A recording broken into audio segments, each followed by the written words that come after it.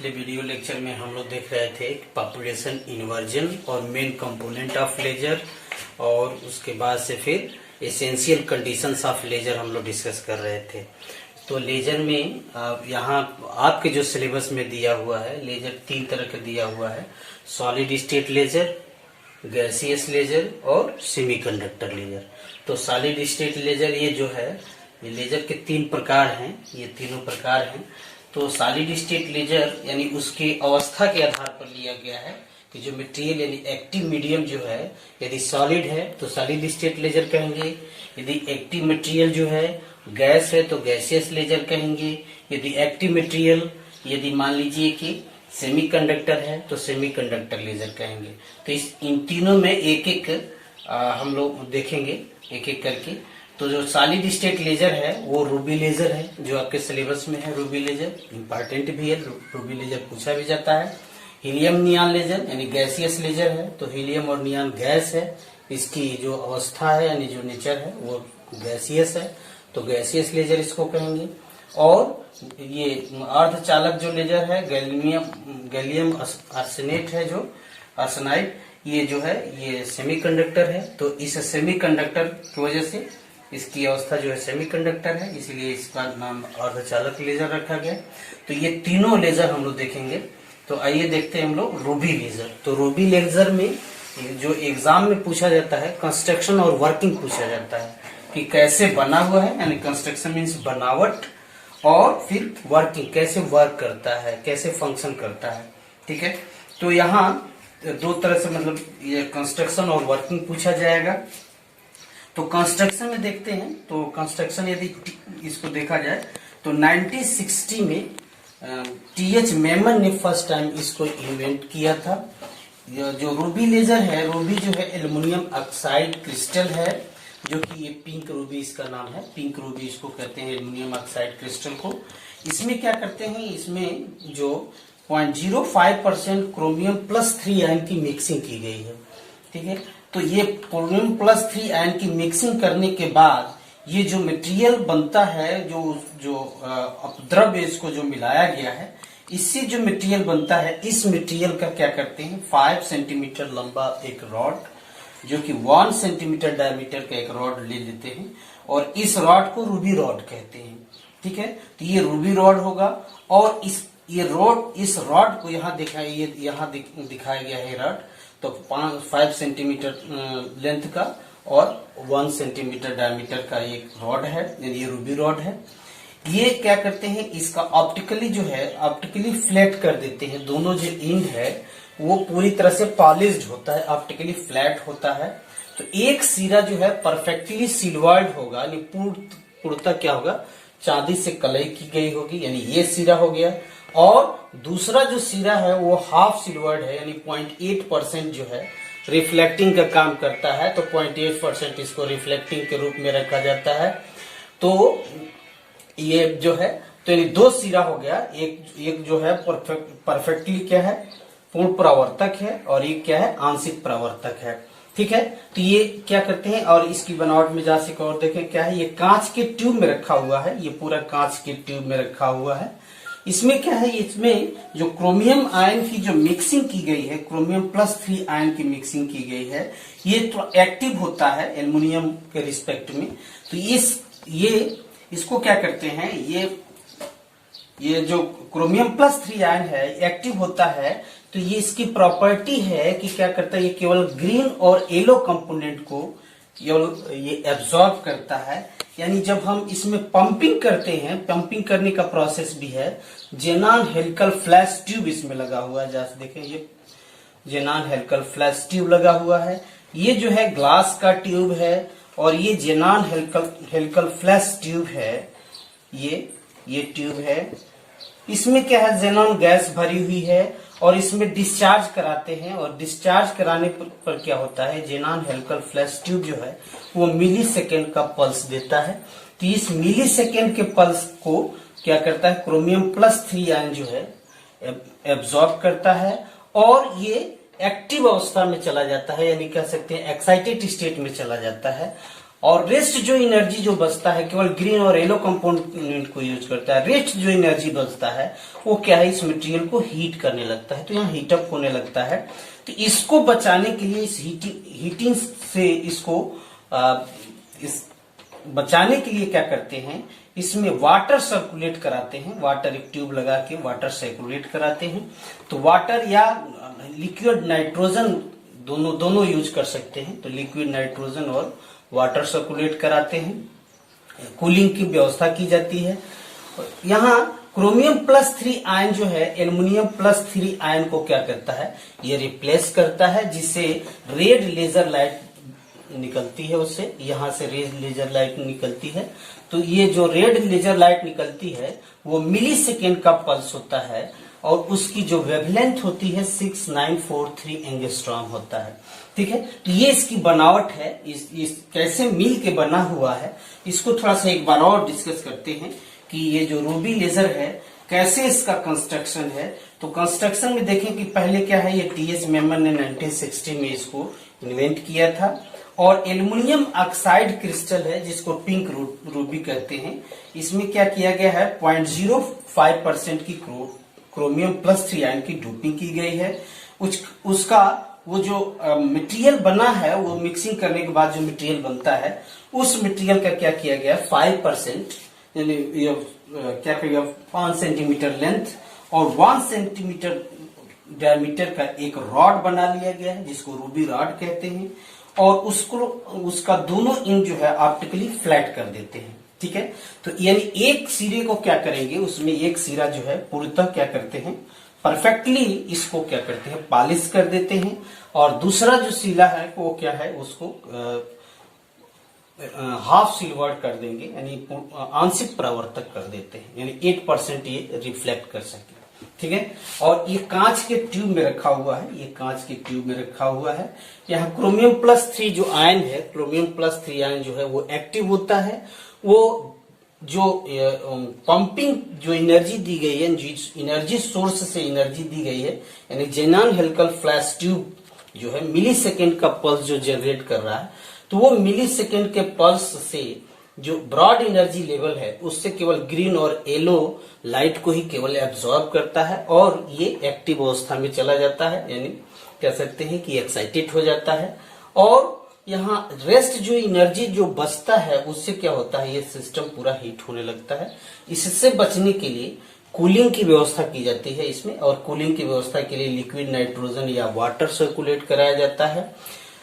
और यहाँ chromium +3 ion जो है जब एल्युमिनियम +3 आयन को रिप्लेस करता है, तो रिप्लेस करने के बाद यहाँ से red laser light, red laser beam जो है प्रोड्यूस होती है, जिसका वेवलेंथ जो 6943 एंगस्ट्रॉम होता है। ठीक है, तो ये इसकी बनावट है। इसको थोड़ा सा एक बार और डिस्कस किया जाए तो ये जहां से देखें, ये रूबी रॉड है, ये रूबी रॉड है। ठीक है, ये जो है इसको ग्लास ट्यूब में रखा हुआ है, ये पूरी तरह से ये ग्लास ट्यूब है। ठीक है, इस पर क्या है, जेनॉन हेलिकल फ्लैश ट्यूब लगा हुआ है जिससे ये पंपिंग की व्यवस्था की गई है। जैसा कि हम लोग जानते हैं कि मेन कंपोनेंट हम लोग कल बताए थे कि मेन जो कंपोनेंट है उसमें 3 चीजों का आवश्यक है। एक तो एनर्जी सोर्स की आवश्यकता है, दूसरा जो है उसमें एक्टिव मटेरियल की जरूरत है, और तीसरा जो है ऑप्टिकल रेजोनेटर की जरूरत है। तो ऑप्टिकल रेजोनेटर का काम यही जो इसको परफेक्टली जो है परफेक्टली इधर क्या करते हैं, सिल्वर्ड कर देते हैं, इधर हाफ सिल्वर्ड कर देते हैं, तो ये ऑप्टिकल रेजोनेटर का काम करता है। इन 2 मिरर का काम करने लगता है। ठीक है, और जेनॉन हेलिकल फ्लैश जो ट्यूब है वो पंपिंग का काम करता है। फिर ये जो रूबी रॉड है ये एक्टिव मटेरियल का काम करता है। तो ये मेन 3 कंपोनेंट्स हैं जिससे लेजर लाइट क्या कर सकते हैं, प्रोड्यूस कर सकते हैं। ठीक है, तो यहाँ जब इस मटेरियल में, ये एक्टिव मटेरियल है, इस मटेरियल में है पॉपुलेशन इन्वर्जन होगा। ठीक है, तो ये क्रोमियम +3 आयन जो है एक्साइटेड स्टेट अवस्था में जाता है, तो उसको जब हम कार्यविधि बताएंगे जब इसका फंक्शन बताएंगे तो फंक्शन में उसको विद ग्राफ हम लोग इसको डिस्कस करेंगे कि जब क्रोमियम प्लस 3 आयन जब एक्साइटेड स्टेट में जाता है तो वहां कल हम लोग डिस्कस किए थे कि मेटा स्टेबल स्टेट होगा। तो मेटा स्टेबल स्टेट जहां की वो 10⁻³ सेकेंड तक रुक सकता है एटम, तो वहां पॉपुलेशन इन्वर्जन होता है और पॉपुलेशन इन्वर्जन जब होगा तो वहां से लेजर बीम, जब वहां से ट्रांजिशन होगा लोअर लेवल के लिए ट्रांजिशन होगा तो लेजर बीम प्रोड्यूस होगा।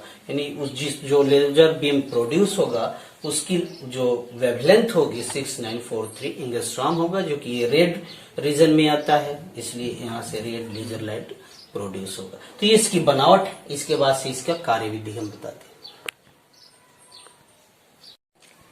रूबी लेजर का वर्किंग देखना है तो वर्किंग जो है, वर्किंग को कई तरह से पूछता है कि वर्किंग क्या है, फंक्शन क्या है, एक्शन क्या है, कार्यविधि। तो यही कार्यविधि है, ठीक है। तो जैसे देखिए ये रूबी लेजर जो है वो 3 लेवल लेजर है, 3 लेवल लेजर है, 3 लेवल है, E1, E2, E3। जैसे यहाँ E1 नहीं लिखा हुआ है, E1, E2, E3, तो 3 लेवल लेजर सिस्टम है। यानी पंपिंग जो यहाँ जो है पॉपुलेशन इन्वर्जन जो है दूसरे लेवल में क्रिएट होता है, जबकि अब आगे हम लोग पढ़ेंगे हीलियम नियॉन लेजर तो 4 लेवल लेजर होगा, ठीक है। तो इसमें देखिए पंपिंग जो की जाती है, पंपिंग का मतलब है जो एनर्जी जो प्रोवाइड कराते हैं, तो जेनॉन हेलिकल फ्लैश ट्यूब इससे एनर्जी प्रोवाइड कराते हैं। तो जो जेनॉन हेलिकल फ्लैश ट्यूब है ये मिली सेकेंड का पल्स देता है। तो ये जो एनर्जी जो है, जो क्रोमियम प्लस 3 आयन है केवल ग्रीन कंपोनेंट और येलो कंपोनेंट को यूज करता है। रेस्ट जो एनर्जी होता है वो रूबी रॉड से या सिस्टम क्या होता है हीट होने लगता है। तो वो उससे बचाने के लिए कूलिंग की व्यवस्था वहां की गई है, ठीक है। तो क्रोमियम प्लस 3 आयन जो है वो क्या है, एक्टिव है, वो एनर्जी को एब्जॉर्ब करता है और यहाँ से क्या है एक्साइटेड स्टेट में चला जाता है। क्योंकि यहाँ देखें ये एक्साइटेड स्टेट जो है उसकी एनर्जी लेवल जो है 2.61 इलेक्ट्रॉन वोल्ट है, ठीक है। और उसके जस्ट जो है मेटा स्टेबल स्टेट कल हम लोग डिस्कस कर रहे थे। मेटा स्टेबल स्टेट वह स्टेट है जहां एटम आके एक्युमुलेट होते हैं। यहाँ जो है ट्रांजिशन लेस ट्रांजिशन होता है, यानी यहाँ कोई एनर्जी रेडिएट नहीं होती है या एनर्जी कह सकते हैं कि इमिट नहीं होती है। तो यहाँ मेटा स्टेबल स्टेट है, मित व्ययी अवस्था इसको कहते हैं। तो यहाँ से एटम आके क्या है, ये क्रोमियम एटम जो है क्या है यहाँ आके एक्युमुलेट होते हैं और इस लेवल में ही पॉपुलेशन इन्वर्जन होता है, जनसंख्या उत्क्रमण होता है, ठीक है। तो यहाँ से जब ये यहाँ से जनसंख्या उत्क्रमण होगा तो यहाँ एटम कम होंगे और एक्साइटेड स्टेट में एटम क्या होंगे ज्यादा होंगे। उस कंडीशन में जो एनर्जी और इसको इंसिडेंट एनर्जी दी जाती है तो यहाँ से पॉपुलेशन स्टिमुलेटेड इमिशन होता है। और स्टिमुलेटेड इमिशन जब होता है तो स्टिमुलेटेड इमिशन में क्या है, 2 फोटान निकलते हैं, एक एटम से 2 फोटान निकलते हैं और इस फोटान का जो वेवलेंथ होता है 6943 एंगस्ट्रॉम होता है, ठीक है। तो ये जो है ये जो फोटान निकलता है तो एक एटम से, अब उस मटेरियल में एक एटम से 2 फोटान और फिर 2 से 4, 8, 16, 32, 164, 128, 512 ऐसे बंच ऑफ फोटान निकलते हैं। और उसमें जो दोनों फ्लैट रीजन है उसके बीच में बार बार इंटरेक्ट करके और उस आगे पीछे इंटरेक्ट होते रहते हैं और उससे उसकी इंटेंसिटी क्या होती है, इंक्रीज होती है। तो वो उसकी इंटेंसिटी इंक्रीज होगी और उसके बाद से है laser beam of light produce होगा, ठीक है।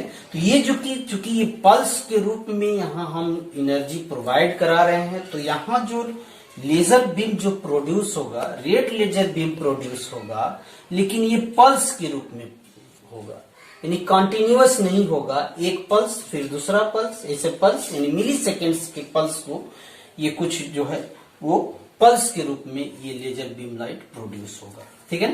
तो ये इसका वर्किंग जो है, वर्किंग यानी ये क्रोमियम प्लस 3 आयन जो है वो एक्साइटेड ये एनर्जी को एब्जॉर्ब करता है, एक्टिव में होता है, एनर्जी को एब्जॉर्ब करके ये एक्साइटेड स्टेट में चला जाता है और एक्साइटेड स्टेट में जाकर यहाँ मेटा स्टेबल स्टेट में आकर रुकने लगता है। चूंकि इसकी प्रोबेबिलिटी है कि 10⁻³ सेकेंड तक रुक सकता है।